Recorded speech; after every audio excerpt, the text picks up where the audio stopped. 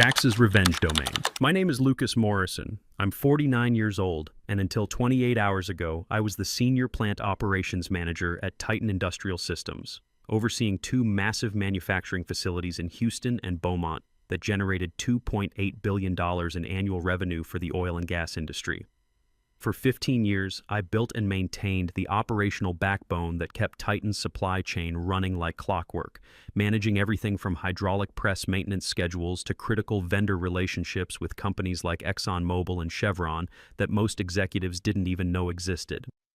What I didn't expect was for CEO Brandon Stevens to decide that my expertise was expendable at 11:30 p.m. on a Wednesday, delivered via a phone call that lasted exactly 5 minutes and 12 seconds. Apparently, when you're the only person who understands how to coordinate two plants, 18 major suppliers, and 12 oil and gas manufacturers, you become too important to keep and too dangerous to fire properly. That miscalculation was about to cost Titan more money than Brandon Stevens had made in his entire career. The call that ended my career came while I was in my home office reviewing maintenance schedules for a critical ExxonMobil drilling equipment order that needed to ship by 6 a.m. This wasn't unusual. Oil and gas manufacturing operates on razor-thin margins and unforgiving deadlines, especially when a rig shutdown costs clients $1 million per day. That someone for 15 years had been me. Luke, this is Brandon. I need to inform you of an immediate organizational restructuring that affects your position. Brandon Stevens' voice carried that particular tone executives use when they're about to deliver bad news from prepared scripts. I'd heard it before during the quarterly layoffs that had become routine under his leadership. What kind of restructuring? I asked, though I was already calculating possibilities while watching real-time production data scroll across my monitors. Your position as Senior Plant Operations Manager is being eliminated effective immediately. We're consolidating operational oversight under our new VP of Digital Manufacturing, who brings a data-driven approach to production management. Data-driven approach. Corporate speak for we hired someone cheaper who doesn't understand how anything actually works. Brandon, I'm currently managing an active hydraulic press issue and a time-sensitive delivery schedule. Can this conversation wait until normal business hours? I'm afraid not. The decision has been finalized and needs to be implemented immediately for digital transformation efficiency. Digital transformation efficiency at 11:30 p.m. while overseeing production lines that couldn't afford to stop. My CEO just fired me in the middle of managing active production crisis because it was digitally efficient. Brandon, who's taking over operational oversight for the current shift? There are critical decisions that need to be made in the next 4 hours. Nicole Martinez, our new VP of Digital Manufacturing, will assume responsibility for all operational functions. She has extensive experience with manufacturing optimization and data analytics. Nicole Martinez. I'd never heard the name, which meant she'd been hired without input from the person who actually understood Titan's operations. Has Nicole been briefed on tonight's delivery schedules and equipment protocols? She'll receive comprehensive transition documentation and will coordinate with plant managers as needed. Transition documentation for operations that required split-second decisions based on 15 years of institutional knowledge about supplier quirks, equipment limitations, and client-specific requirements. Brandon, Titan's operations aren't something you can hand off with documentation. There are vendor relationships, equipment protocols, timing dependencies that... Luke, I appreciate your dedication, but we have confidence in our transition planning. Nicole brings fresh perspective to operational challenges that may have become overly complex under previous management. Previous management. That would be me, the former Army logistics officer who built Titan's operational efficiency from 68% to 94% over 15 years, saving the company approximately $420 million in waste and delays. When does this transition take effect? Immediately. We need you to cease all operational activities and transfer access credentials to Nicole by 1 a.m. Cease operational activities while two plants worth $2.8 billion were running overnight shifts with multiple active problems that required ongoing coordination. Brandon, stopping operational oversight in the middle of production runs could cause significant problems. Equipment failures, delivery delays, safety issues. Nicole is fully prepared to handle any operational challenges. We wouldn't make this change if we weren't confident in the digital transition.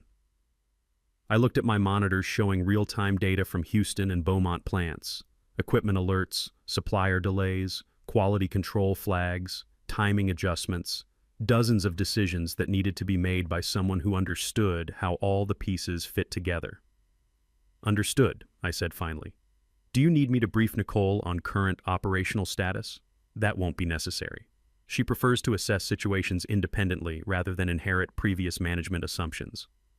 Previous management assumptions, like knowing which suppliers required special handling for Gulf Coast weather windows, which equipment needed careful monitoring during humid conditions, and which clients had zero tolerance for delivery delays.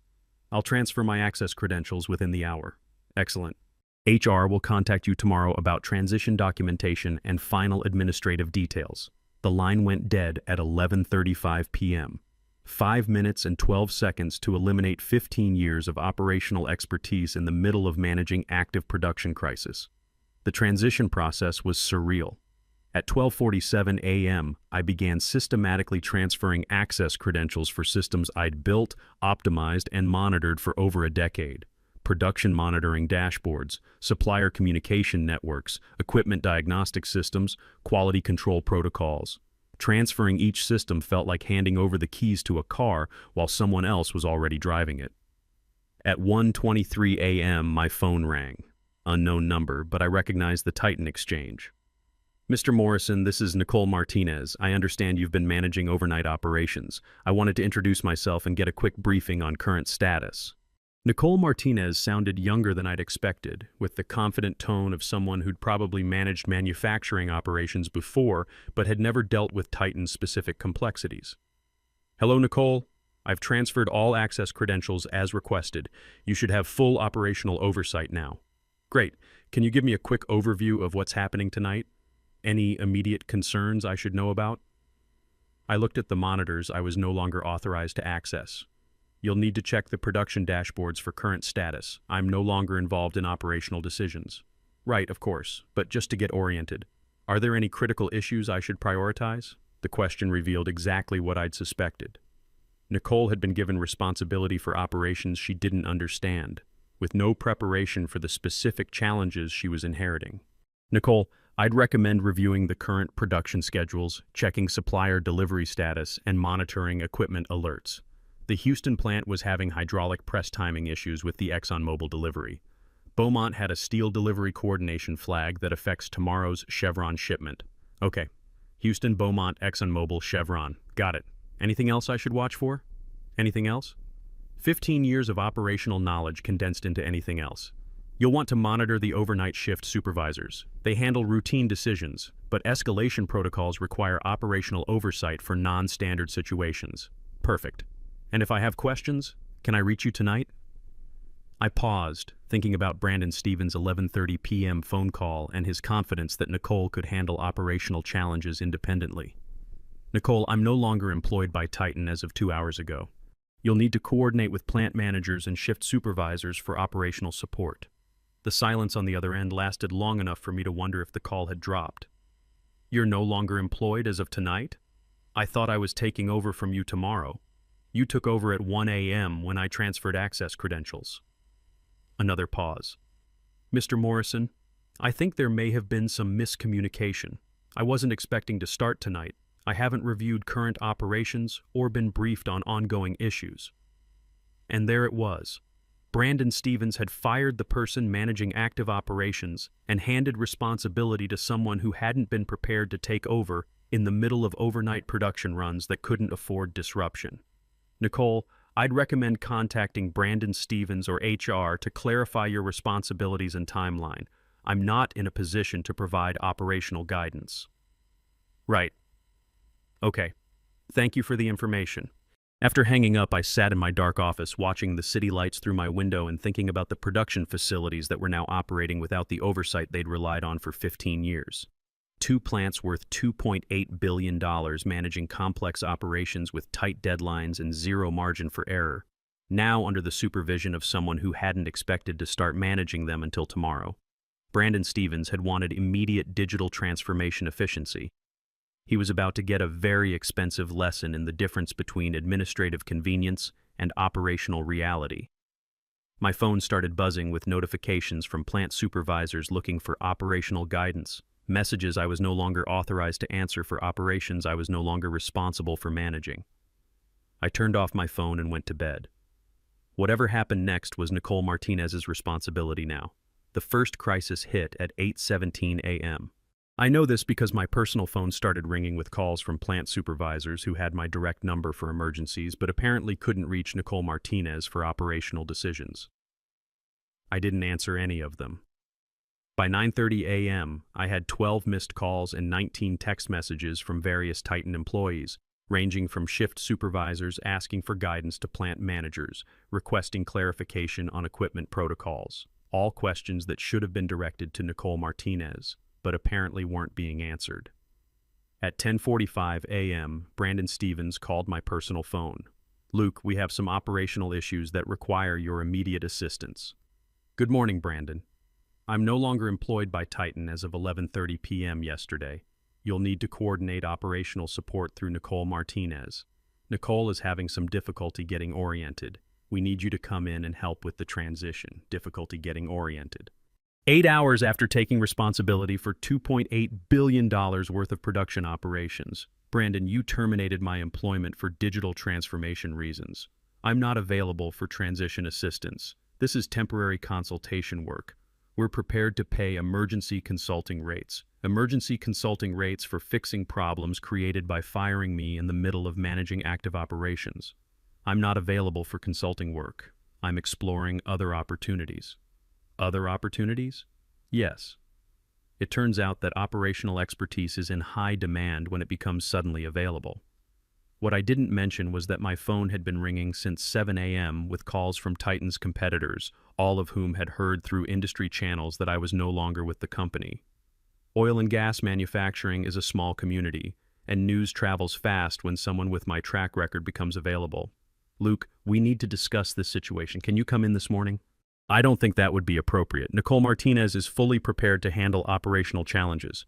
According to yesterday's conversation, the situation has become more complex than anticipated. More complex than anticipated. Translation, everything was falling apart without the person who understood how it actually worked. I'm sure Nicole will figure it out. She brings fresh perspective to operational challenges. Remember, Luke, please, we're willing to discuss reinstatement with improved terms. Reinstatement after firing me at 11:30 p.m. for digital transformation efficiency. Brandon, I appreciate the offer, but I'm not interested in returning to a position that can be eliminated on 5 minutes' notice for administrative convenience. What would it take?" I looked out my kitchen window at the morning traffic, thinking about the 15 years I'd spent building operational systems that Brandon Stevens had just discovered he couldn't function without. "It would take a time machine, Brandon. You can't eliminate institutional knowledge and then expect to rent it back when you realize you need it." When I hung up, I felt something I hadn't experienced since leaving the Army. Complete control over my professional future. They'd fired me to streamline operations through digital transformation, and now they were learning that some operations can't be digitized without the expertise that makes them work. The complete collapse of Titan's operations took exactly 24 hours. The first domino fell at 8:47 a.m. when the Houston plant's main hydraulic press shut down due to what Nicole Martinez later described as unexpected equipment coordination issues. In operational terms, this meant Nicole hadn't understood the preventive override protocols I'd developed for coordinating hydraulic pressure with steel delivery timing. When the morning steel delivery arrived 45 minutes early, Nicole had approved immediate processing without realizing the hydraulic press needed specific pressure calibration time. The result was a mechanical failure that backed up the entire production line and triggered automatic safety shutdowns. What should have been simple supplier coordination became a 6-hour shutdown that delayed the ExxonMobil delivery and cost approximately $180,000 in missed production targets. I learned about this not from panicked phone calls, but from LinkedIn messages from former colleagues expressing shock that communication breakdowns were happening so soon after my departure. The second domino fell at 4:15 p.m. when the Beaumont plant experienced what industry professionals call cascade failure. Nicole had attempted to compensate for Houston's delays by accelerating Beaumont's production schedule without understanding that Beaumont's operations were specifically calibrated to support Houston's timing requirements. The Beaumont plant didn't just manufacture components, it provided specialized steel assemblies that Houston required for their hydraulic equipment. When Nicole ordered Beaumont to prioritize independent deliveries over supporting Houston, she unknowingly severed the coordination that kept both facilities synchronized. The result was Beaumont producing components that Houston couldn't use, while Houston waited for components that Beaumont wasn't making. By 6 p.m., both plants were operating at less than 25% capacity, with production schedules that no longer aligned with delivery commitments to ExxonMobil and Chevron. I learned about the full scope of the crisis from an unexpected source, my former assistant, Amanda Richardson, who called my personal phone at 6:47 p.m. Lucas, I probably shouldn't be calling you, but the situation here is completely insane. Nicole has been in emergency meetings all day, and no one knows how to fix what's happening. What exactly is happening? Both plants are basically shut down. Houston can't finish the ExxonMobil order, Beaumont scrapped an entire production run, and the plant managers are asking for guidance. But Nicole keeps saying she needs time to assess the digital landscape. Assess the digital landscape. While $2.8 billion worth of production infrastructure sat idle because the person who understood the landscape had been eliminated for digital transformation efficiency. Has anyone contacted the clients about delivery delays? That's the worst part. Nicole says we should wait until tomorrow to see if the situation improves before notifying clients. But Lucas, we're talking about ExxonMobil and Chevron. These aren't companies that accept surprise delays. No, they weren't. Oil and gas manufacturers operate on just-in-time delivery schedules with zero tolerance for supplier failures.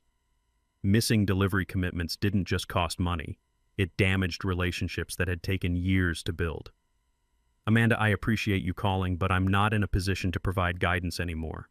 I know it's just everyone's asking what you would do in this situation. What I would do was exactly what I'd been doing for 15 years.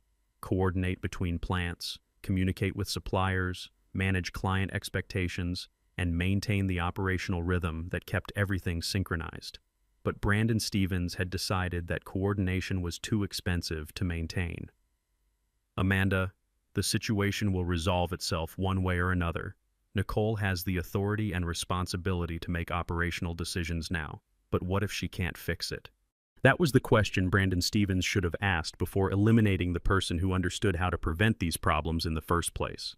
The industry reaction began hitting trade publications by Thursday morning. Titan Industrial Experience's multi-plant production disruptions ran in Oil and Gas Manufacturing Weekly, followed by more detailed analyses in Industrial Operations Quarterly. The articles were diplomatically worded, but the message was clear.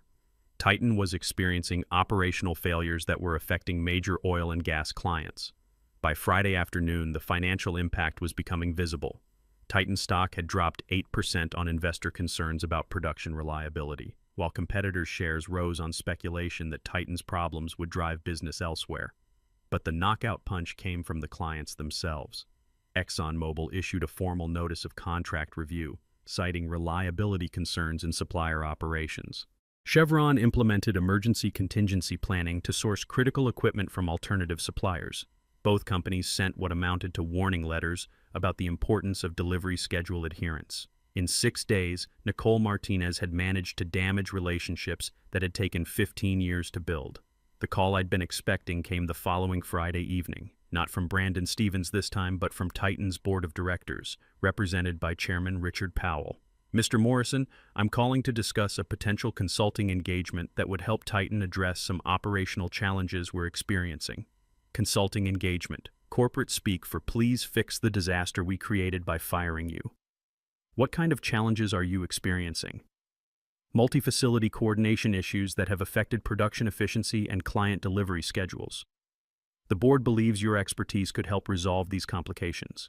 6 days of production failures that had cost millions in lost revenue and damaged relationships with major oil and gas manufacturers. Mr. Powell, what specifically is Titan looking for in this consulting arrangement? Immediate operational assessment and recommendations for stabilizing production across both facilities. We're prepared to offer premium consulting rates for expedited service. Premium consulting rates for fixing problems that wouldn't have existed if they hadn't eliminated the person who prevented them. I appreciate the offer, but I'm not available for consulting work. Not available? Mr. Morrison, we're talking about significant compensation for helping resolve a temporary situation. I'm not available because I've accepted a position elsewhere. Phoenix Industrial Systems offered me a role as Chief Operations Officer with responsibility for building their new oil and gas supply division. The silence on the other end told me everything. Phoenix Industrial was Titan's largest competitor, and they'd just hired away the person who understood Titan's operational vulnerabilities better than anyone. Mr. Morrison, surely we can discuss terms that would be competitive with any other offer. Mr. Powell, 6 days ago, Titan fired me at 11:30 p.m. for digital transformation efficiency. Today, you're offering premium rates to fix the problems that decision created. What's changed isn't my availability. It's your understanding of what operational expertise is actually worth. What would it take to bring you back? I looked out my apartment window at the Houston skyline, thinking about the 15 years I'd spent building systems that Brandon Stevens had destroyed in a single midnight phone call. It would take competent leadership that understands the difference between cutting costs and cutting capabilities. Phoenix Industrial offers that. Titan apparently doesn't. The final chapter played out over the following months. Unable to restore coordination between their plants, Titan was forced to bring in emergency consulting teams at costs that exceeded my annual salary within 3 weeks. The consultants were competent but expensive, and more importantly, they were temporary. Every solution they implemented required ongoing maintenance and optimization that Titan no longer had the internal expertise to provide. Meanwhile, Phoenix Industrial was building exactly the kind of operation I'd always envisioned. Proper coordination between facilities, comprehensive supplier relationships, and leadership that understood operational excellence required ongoing investment in the people who created it. My first day at Phoenix was a revelation. CEO Janet Rodriguez walked me through their facilities personally, asking detailed questions about equipment protocols and supplier relationships. She understood that operations weren't overhead to be minimized, but competitive advantage to be maximized. "Lucas," she said as we reviewed their expansion plans, "we hired you because you understand something most executives don't. Operations expertise isn't a cost center, it's profit generation. Every day your systems run smoothly is another day we're beating competitors who don't get it. That conversation never would have happened at Titan."